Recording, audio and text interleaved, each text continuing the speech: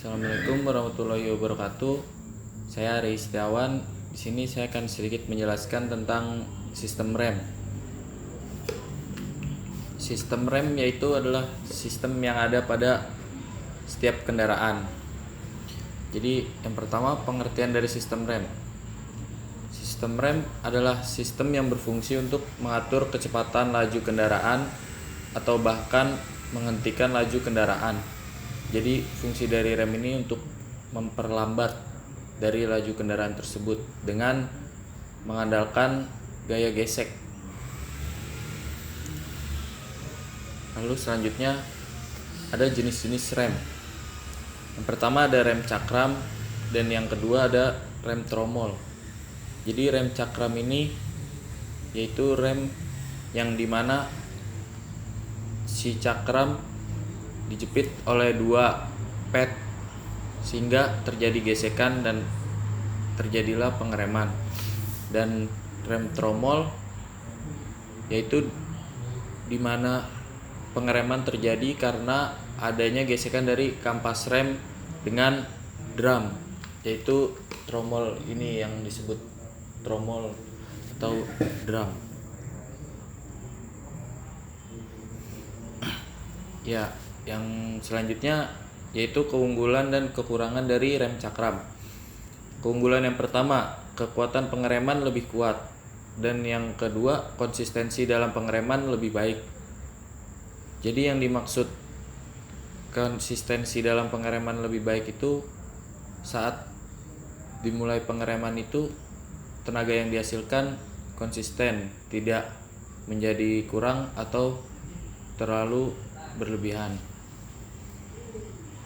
Nah, kekurangannya yaitu yang pertama lebih cepat kotor karena konstruksi dari rem tersebut memang terbuka, jadi tidak ada covernya di luar rem itu sehingga debu-debu bisa dapat dengan mudah masuk, debu seperti debu, air ataupun tanah mungkin. Nah, yang kedua, pengereman kurang halus. Jadi yang dimaksud pengereman kurang halus ini saat pengereman terjadi saat bisa dibilang saat pengereman mendadak itu hasil pengeremannya kurang stabil seperti itu. Nah, yang ketiga, beresiko terkuncinya di saat pengereman. Jadi terkuncinya di saat pengereman ini bisa terjadi pada rem cakram. Jadi yang dimaksud terkunci itu disnya terkunci dengan ped rem yang menjepit sehingga ban langsung berhenti total, terkunci seperti itu. Dan itu berbahaya bagi kendaraan khususnya motor. Nah, selanjutnya keunggulan dan kekurangan dari rem tromol. Yang pertama, keunggulan yang pertama, sistem rem lebih terlindungi karena adanya drum atau tromol sehingga sistem rem jadi tidak mudah terkena kotoran seperti debu, air ataupun tanah saat kendaraan melaju. Dan yang kedua, hasil pengereman lebih halus. Yang dimaksud halus ini saat pengereman mendadak pun rem tromol lebih stabil. Nah, yang ketiga, tidak beresiko rem terkunci, tidak seperti rem cakram. Dan tapi ada kekurangannya. Kekurangannya yaitu kekuatan pengereman lebih kecil dibanding rem cakram. Jadi lebih kuat daya pengeremannya si rem cakram dibandingkan rem tromol ini. Dan pengereman kurang stabil. Yang dimaksud pengereman kurang stabil ini bisa dipengaruhi karena adanya kotoran yang masuk, jadi sehingga pengereman terkadang sedikit lemah karena adanya debu ataupun kampas rem yang sudah mulai halus seperti itu. Nah, di sini ada komponen-komponen dari rem cakram. Yang pertama ada disk atau piringan, yaitu di satu piringan yang bulat ini. Lalu yang kedua ada kampas rem, yang ketiga brake caliper, yang keempat piston, 5 piston seal, nipple bleed, piston boots, booster rem, caliper bracket, bleeder cap, sim, pad clip, pin boots, dan mounting bracket. Jadi disc brake ini berfungsi untuk tadi komponen yang dijepit sehingga dapat terjadi pengereman. Nah, yang kedua itu kampas rem atau pad rem itu yang berfungsi untuk menjepit dari si disc brake-nya ini atau piringannya ini. Nah, yang ketiga itu ada brake caliper. Nah, yang dimaksud brake caliper itu adalah bodi dari konstruksi rem yang dimana di dalamnya ada piston. Piston ini yang menekan si kampas rem.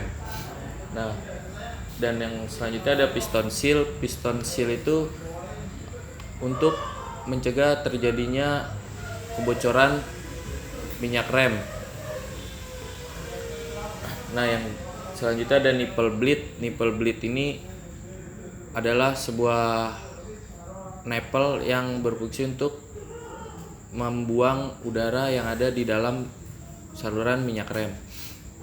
Nah, yang selanjutnya ada piston boots. Piston boots ini untuk melindungi si piston. Nah, yang selanjutnya ada booster rem. Booster rem itu untuk membantu pengereman sehingga lebih ringan. Nah, yang selanjutnya ada caliper bracket, yaitu tempat terkuncinya si caliper ini. Jadi untuk tempat terpasangnya. Nah, yang ke-10 ada bleeder cap. Bleeder cap itu untuk pelindung dari nipple bleed. Nah, yang selanjutnya ada sim. Sim itu untuk melindungi pad rem. Nah, yang selanjutnya ada pad clip. Pad clip juga sama untuk melindungi pad rem, tapi letaknya adanya di bawah di sini. Di bawah dari si caliper bracket. Nah, yang selanjutnya ada pin boots.